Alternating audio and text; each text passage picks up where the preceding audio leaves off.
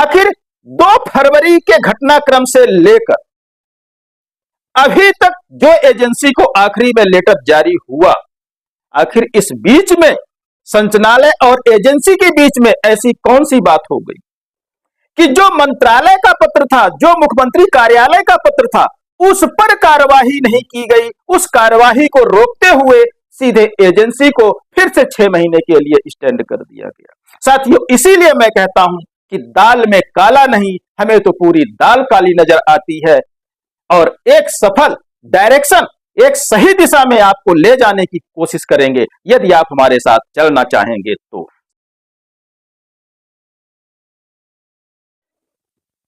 साथियों नमस्कार, मैं कमलेश्वर सिंह फिर एक बार आपके साथ एक नए अपडेट को शेयर करने के लिए उपस्थित हो गया हूं।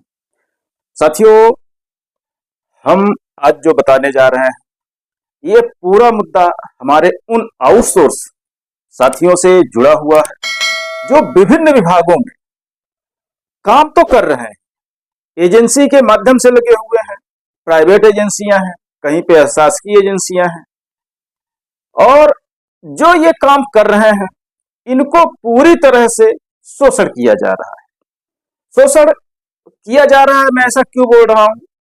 क्योंकि जो शासन ने एक गाइडलाइन निर्धारित की है कि जो आउटसोर्स से कर्मचारी रखे जाएंगे उनका वेतन न्यूनतम कितना होगा, वो बकायदा गाइडलाइन। लेकिन होता क्या है कि उनको शासन की गाइडलाइन के हिसाब से भुगतान नहीं किया जाता और 8 घंटे के बजाय उनसे 12 घंटे 14 घंटे काम भी लिया जाता है, और साथ में छुट्टियां भी उनको नसीब नहीं होती हैं। पूरे 7 दिन लगभग काम कराए जाते हैं। जो ऑफिशियल हैं उनका तो ठीक है, लेकिन जो रिफ्रेशर के तौर पे कर्मचारी रखे गए हैं, 4th क्लास के कर्मचारी रखे गए हैं, उनको तो 7 दिन ड्यूटी करनी पड़ती है, यानी महीने के 30 दिन। लेकिन भुगतान जो होता है वो इतना कम होता है कि उनका भरण पोषण, उनके परिवार का भरण पोषण, उनके बच्चों की शिक्षा दीक्षा, मतलब कई तरह की समस्याओं को लेके जो इनको पेमेंट मिल रही है, जो मानदेय मिल रहा है एजेंसियों के माध्यम से, क्योंकि इतना कम होता है, वो शासन के आदेश निर्देश के हिसाब से एजेंसियां बहुत बड़ा हिस्सा जो कि इन आउटसोर्स कर्मचारियों का है उसको एजेंसियां हड़प कर जाती हैं।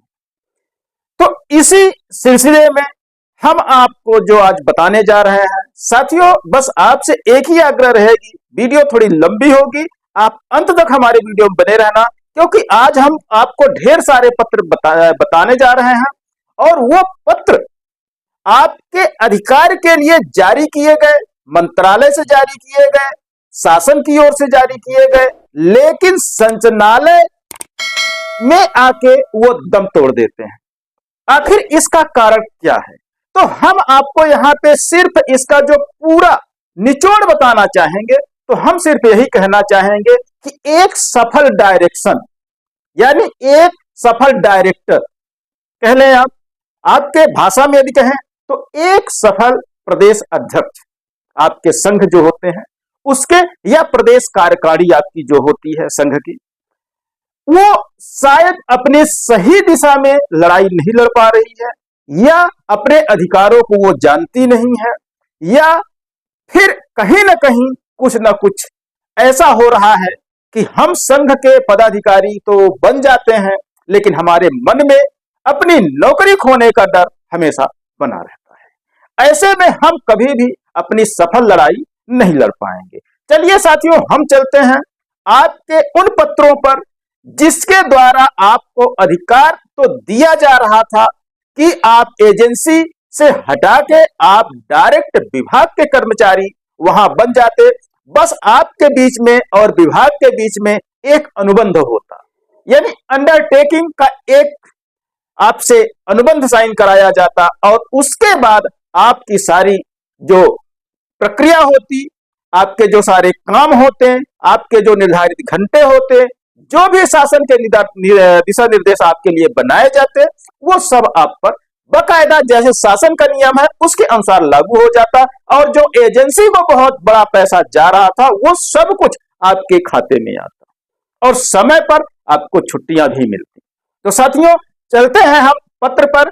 आपके इस पत्र की जो शुरुआत हो रही है, मैं इन विधायक महोदय जी को जो हम पत्र लगाने जा रहे हैं, सबसे पहले बहुत बहुत आभार व्यक्त करते हैं, धन्यवाद देते हैं कि उन्होंने आउटसोर्स कर्मचारियों की आवाज उठाई और उस आवाज उठाने का असर इतना हुआ कि वो आदेश में कन्वर्ट हुआ, लेकिन वो आदेश आखिर में दम तोड़ दिया कुछ आला अधिकारियों की गलत नीतियों के कारण, या पद के दुरुपयोग के कारण, या स्वयं के लाभ के कारण। ऐसा मैं इसलिए कह रहा हूं क्योंकि शासन ने यदि कोई आदेश बनाए हैं तो उसको प्रशासन को लागू करना उनका दायित्व बनता है, लेकिन यदि प्रशासन उसमें भी कुछ काट छांट कर दे या उसको लागू करने में हेला हवाला कर दे या लागू ही ना करे तो कहीं ना कहीं तो प्रश्न चिन्ह खड़ा होता है।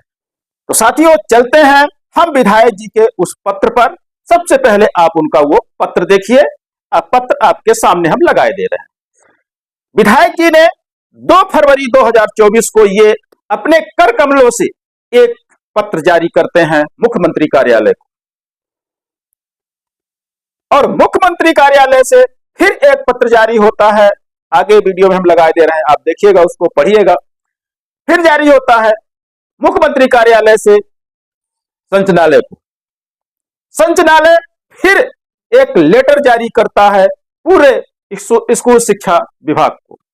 लेकिन स्कूल शिक्षा विभाग एक पत्र जारी करके ये सभी संस्थाओं को आदेशित करता है कि आप अंडरटेकिंग लेके इन कर्मचारियों से जो आउटसोर्स से रखे गए हैं, इनसे आप काम लीजिए, क्योंकि एक बहुत बड़ा उन्होंने अपने पत्र में जिक्र भी किया है इस बात का। मैं आपको पत्र दिखा रहा हूं और उसको मार्क कर रहा हूं, आप देखिएगा। उन्होंने खुद मार्क किया है इस चीज को, पत्र में इस उल्लेख किया है इस बात का कि भाई एजेंसी बहुत बड़ा हिस्सा जो है इन कर्मचारियों की मेहनत का खा रही है। लेकिन उसके बावजूद भी आने वाले आदेश में आगे क्या हुआ, हम आपको पूरी घटनाक्रम बताएंगे। आप हमारे वीडियो में बने रहिएगा। साथियों, वीडियो थोड़ी सी लंबी होगी, बहुत बड़ी तो नहीं होगी। और साथियों, यहाँ पे एक बात और कहना चाहूंगा, यदि चैनल में नए होंगे तो सब्सक्राइब करके जाइएगा और ये वीडियो अपने साथियों तक पहुंचाइए, हर एक साथी तक पहुंचाइए, ताकि वो भी जागरूक हो पाए, उनमें भी अपने अधिकारों के प्रति लड़ने की एक क्षमता धीरे धीरे उत्पन्न हो। और जिस दिन वो क्षमता पूरी तरह से उत्पन्न हो गई तो आपका अधिकार ना कोई शासन छीन पाएगा, ना कोई मंत्रालय छीन पाएगा, ना कोई प्रशासन छीन पाएगा, और ना ही कोई आपके ऊपर बैठा अधिकारी छीन पाएगा। लेकिन कमी सिर्फ हमारे बीच में है, तो एक छोटा सा डर नौकरी जाने का और थोड़ी सी जागरूकता की। यदि ये दोनों चीज हम अपने डर से जीत जाए और हमारी जागरूकता यदि बढ़ जाए तो हमें हमारी नौकरी से कोई भी नहीं निकाल सकता है। चलिए साथियों, हम चलते हैं अगले पत्र पर जो जारी हुआ है। सबसे पहले वो पत्र देखिए जिसके तहत अंडरटेकिंग की बात कही गई है। आप इसका साइन मैच करिएगा। वही अधिकारी हैं जिन्होंने आगे चल के अपने ही आदेश को खारिज कर देते हैं। आपने ये पत्र देखा, अब अगला पत्र देखिए। अगला पत्र जारी हुआ और उन्होंने कह दिया कि तत्काल प्रभाव से जो पिछला पत्र था वो निरस्त किया जाता है।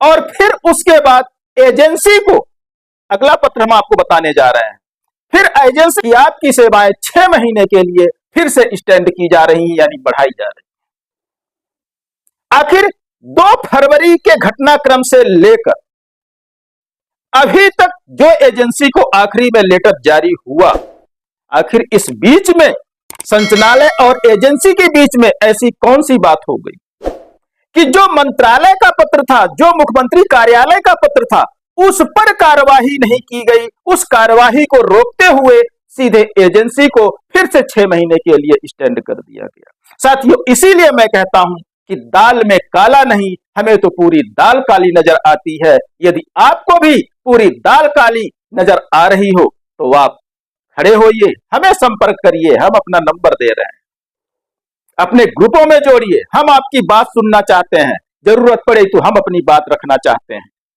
और एक सफल डायरेक्शन, एक सही दिशा में आपको ले जाने की कोशिश करेंगे यदि आप हमारे साथ चलना चाहेंगे तो। साथियों, इसी अपडेट और उम्मीद के साथ आपसे विदा लेते हैं कि आप हमारे साथ जुड़ेंगे, हमारे साथ लड़ेंगे और आने वाले समय में अपने अधिकार को सिर्फ लेंगे ही नहीं, जरूरत पड़ेगी तो शासन प्रशासन से उसको छीन लेंगे।